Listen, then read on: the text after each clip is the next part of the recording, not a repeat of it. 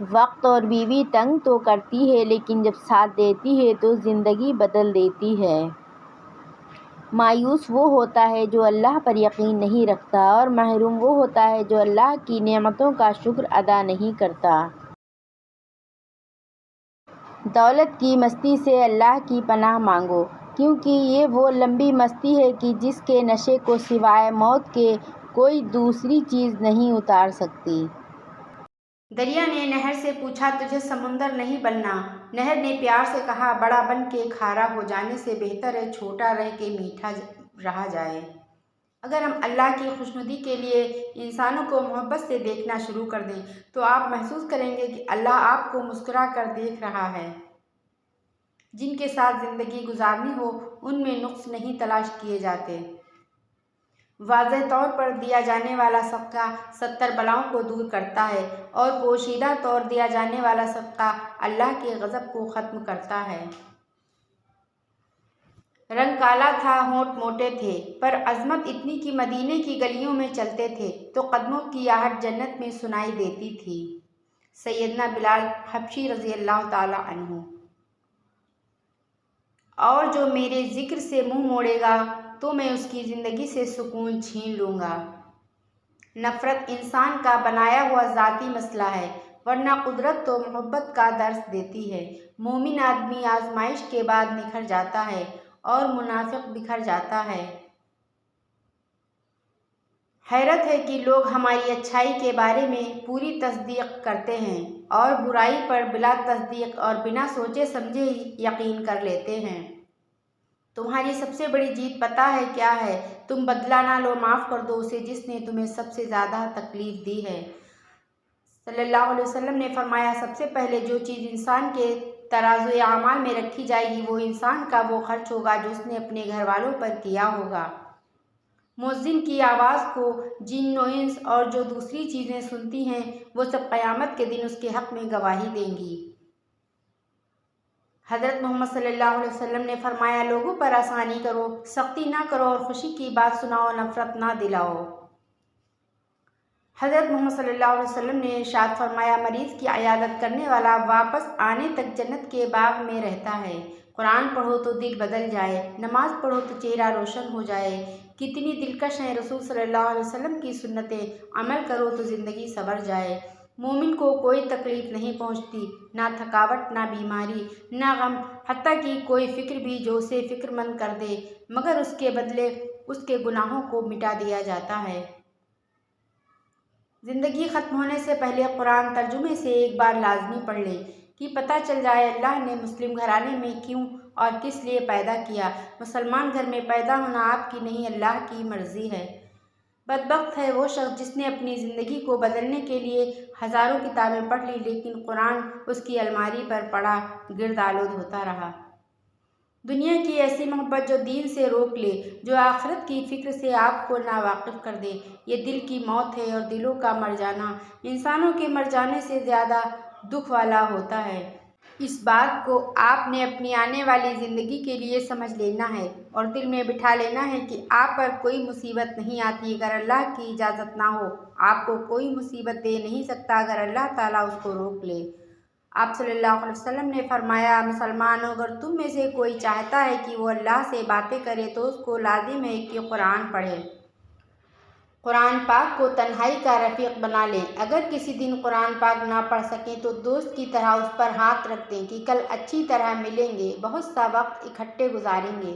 آپ صلی اللہ علیہ وسلم نے فرمایا، تم اللہ کی طرف رجوع کرنے کے لیے قرآن سے بڑھ کر کوئی اور ذریعہ نہیں پا سکتے۔ دنیا کی محبت سے اللہ نہیں ملتا، مگر اللہ کی محبت سے دنیا اور جنت دونوں مل جاتی ہیں۔ درود پاک پڑھنے والے بڑے نصیب والے لوگ ہوتے ہیں۔ یہ وہ واحد عبادت ہے جو اللہ پاک ہر کسی کو نہیں دیتے۔ بہت کم لوگ ہوتے ہیں جن کو یہ دی جاتی ہے کیونکہ وہ اللہ کے خاص بندے ہوتے ہیں۔ عبداللہ ابن مسعود سے مروی ہے کہ جب کوئی بندہ اپنا ہاتھ قبر پر رکھ کر کہتا ہے، خدا بندہ اس مردہ کو بخش دے کہ یہ تیری بخشش کا محتاج ہے، اور قل هو اللہ احد اور سورہ فاتحہ پڑھتا ہے، تو خدا اس قبر کو روشن اور کشادہ کرتا ہے اور اس دعا کرنے والے کے گناہ بخش دیے جاتے ہیں۔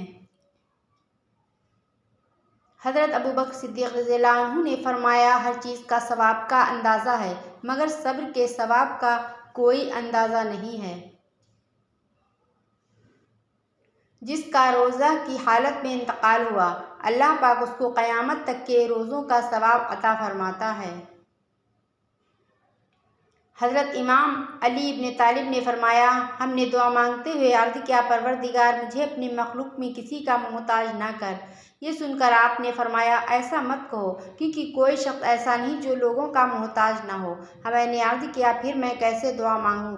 فرمایا یوں کہو خدا بندہ مجھے اپنی بدترین مخلوق کا محتاج نہ فرما۔ جو شخص اپنی تکلیف کو 3 دن تک لوگوں سے پوشیدہ رکھے اور اپنی تکلیف کی شکایت صرف اپنے اللہ سے کرے تو اللہ پر اس کا حق یہ ہے کہ اسے تندرستی دے۔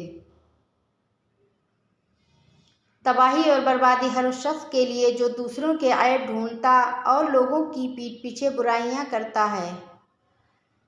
جس شخص کو اللہ کے ہر کام میں حکمت سمجھ آ جائے وہ زندگی میں کسی بھی واقعے کے رونما ہونے پر شکوہ نہیں کرتا، صرف تسلیم کرتا ہے۔ مصیبت کا مقابلہ صبر سے اور نعمتوں کی حفاظت شکر سے۔ رسول اللہ صلی اللہ علیہ وسلم نے فرمایا جس نے نماز فجر جماعت سے پڑھی پھر بیٹھ کر اللہ کا ذکر کرتا رہا یہاں تک کہ سورج نکل گیا پھر اس نے 2 رکعتیں پڑھیں تو اسے 1 حج اور 1 عمرے کا ثواب ملے گا۔ توبہ کا آنسو بھی کمال کا آنسو ہوتا ہے، گرتا یہ باہر ہے اور صفائی اندر کی کر دیتا ہے۔ دنیا کی سب سے سستی چیز مشورہ ہے، 1 سے مانگو تو 1000 دیتے ہیں۔ دنیا کی سب سے مہنگی چیز مدد ہے، ہزاروں سے مانگو تو کوئی 1 دیتا ہے۔ ہر دفعہ آپ کو اپنا غم بانٹنے کے لیے کاندھا میسر نہیں ہوتا لیکن سجدہ کرنے کے لیے زمین ہر وقت میسر ہے اور آپ اپنا دکھ اپنے رب کریم سے ہر وقت بانٹ سکتے ہیں۔ یہ سہارا سب سہاروں سے بڑا سہارا ہے۔ آپ صلی اللہ علیہ وسلم نے فرمایا ایک شخص راستے پر چل رہا تھا، اس نے وہاں کانٹے دار ڈالی دیکھی، اس نے اسے اٹھا لیا تو اللہ تعالیٰ نے اس کا یہ عمل قبول کیا اور اس کی مغفرت کر دی۔ مخلص شخص کو ہمیشہ بے وقوف سمجھا جاتا ہے حالانکہ ایسا نہیں ہوتا، وہ سب سمجھتا اور جانتا ہے، بس وہ اپنے صبر کی وجہ سے لوگوں کی گٹھیا حرکات کو نظر انداز کر دیتا ہے۔ مرد کا حیادار ہونا بھی اتنا ہی ضروری ہے جتنا عورت کا، کیونکہ حدیث مبارکہ قیامت تک آنے والے امت محمد صلی اللہ علیہ وسلم کے ہر فرد کے لیے ہے، چاہے وہ مرد ہو یا عورت۔ حیا ایمان کا حصہ ہے۔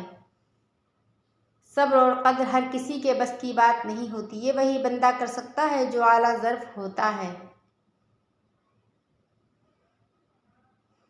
ہمیشہ جوڑنے کی کوشش کیجیے، توڑنے کی نہیں۔ دنیا میں سوئی بن کر رہیے، قینچی بن کر نہیں، کیونکہ سوئی 2 کو 1 کر دیتی ہے اور قینچی 1 کو 2 کر دیتی ہے۔ عمر رضی اللہ عنہ نے نبی صلی اللہ علیہ وسلم سے اپنی ایک نظر کے متعلق پوچھا جو انہوں نے زمانِ جاہلیت میں اعتکاف کی مانی تھی۔ آپ صلی اللہ علیہ وسلم نے انہیں اسے پوری کرنے کا حکم دیا۔ پرندے جب کھاتے ہیں ان کا سر جھک جاتا ہے اور جب پانی پیتے ہیں تو ان کی نگاہ آسمان پر اٹھ جاتی ہے، یہ عاجزی اور شکر گزاری کی خوبصورت مثال ہے۔ اللہ ہمیں عاجزی، شکر گزاری عطا فرمائے، آمین۔ جو شخص تم پر غصہ کرے مگر پھر بھی تعلق نہ ختم کرے وہ برے وقت میں تمہارا سچا ساتھی ہے۔ موت کے بعد تیسرے دن ناخن گر جاتے ہیں، 4 دن بعد بال سڑ جاتے ہیں، 5 دن بعد دماغ ختم ہونا شروع ہو جاتا ہے، 6 دن بعد معدہ اور دیگر اجزاء باہر نکل آتے ہیں، 60 دن بعد ہڈیوں کے سوا سب کچھ ختم ہو جاتا ہے۔ غرور، تکبر، نفرت، دولت کی ہوس، دلوں میں بغض، دشمنی، رنجشیں، کینہ، حسد، شہرت اور عزت۔ جب آپ اپنی بات بتانے اور جذباتی کی وضاحت دینے میں ناکام ہو جائیں تو اس وقت سب کچھ اللہ پر چھوڑ کر پیچھے ہٹ جانا چاہیے۔ ہمیشہ اپنے رب سے پر امید رہو کیونکہ اس پوری دنیا میں جتنی جلدی رب راضی ہوتا ہے اتنا جلدی کوئی راضی نہیں ہوتا۔ یہ غم اور مصائب ہمیں ہماری اوقات میں رکھنے کے لیے آتے ہیں۔ جب کبھی ہم انا میں اڑنے لگتے ہیں یا جفا میں حد سے بڑھ جاتے ہیں تو یہ ہمیں ہمارے مقام پہ واپس چھوڑنے آ جاتے ہیں۔ 4 بیویوں پہ راضی لوگ 4 بیٹیوں پہ رونے لگتے ہیں۔ کبھی بھی کسی کو تکلیف مت دیں۔ جانداروں کو دی جانے والی تکلیف یقیناً آپ کی دعاؤں کی قبولیت میں رکاوٹ بھی بن جاتی ہے اور آخرت کا حساب الگ سے دینا ہوگا۔ اے پیغمبر، سورج ڈھلنے کے وقت سے لے کر رات کے اندھیرے تک نماز قائم کرو اور فجر کے وقت قرآن پڑھنے کا اہتمام کرو۔ بے شک صبح کے قرآن میں فرشتے حاضر ہوتے ہیں۔ میں بہت خوش ہوں کیونکہ مجھے کسی سے کوئی امید نہیں ہے سوائے اللہ تعالیٰ کی ذات سے۔ وہی میرا رب ہے، وہی میرا سب ہے۔ جب کبھی کسی ضرورت مند کی آواز تمہارے کانوں تک پہنچے تو اللہ کا شکر ادا کیا کرو، کیونکہ اللہ نے اپنے بندے کی مدد کے لیے تمہیں پسند کیا ہے، ورنہ وہ اکیلا ہی کافی ہے سب کے لیے۔ دل میں اترنے کے لیے سیڑھیوں کی نہیں بلکہ اچھے الفاظ اور اچھے اخلاق کی ضرورت ہوتی ہے۔ انسان کی تباہی تین چیزوں میں ہے: تکبر، حرص اور حسد۔ معاشرے کے بدترین لوگ وہ ہیں جو کمزور کی غلطی پر شور مچاتے ہیں، طاقتور کی غلطی پر مجرمانہ خاموشی اختیار کرتے ہیں۔ کسی بھی کمزور کا احسان نہ لو، وہ ایک دفعہ احسان کر دے گا، پھر ساری زندگی تم اس سے پھنس جاؤ گے۔ اپنی آزادی اپنے ہی ہاتھوں میں رکھو، کسی اور کے ہاتھوں میں نہ دو۔ اللہ تعالیٰ قرآن مجید میں ارشاد فرماتا ہے کہ جو کچھ تمہارے پاس دنیا میں ہے وہ ایک دن ختم ہو جائے گا، اور جو عمل تم اللہ تعالیٰ کے پاس بھیج دو گے وہ ہمیشہ باقی رہے گا۔ آدمیوں میں سب سے برے قیامت کے دن وہ لوگ ہوں گے جو دو رخے ہیں، اور کبھی کچھ کہتے ہیں اور کبھی کچھ کہتے ہیں۔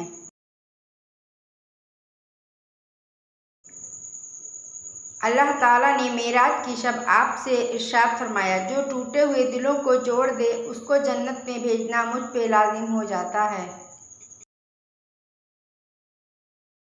اللہ کے ولیوں کو رب کی طرف سے طاقت حاصل ہے کہ وہ کمان سے نکلے ہوئے تیر کو بھی واپس کر دیتے ہیں۔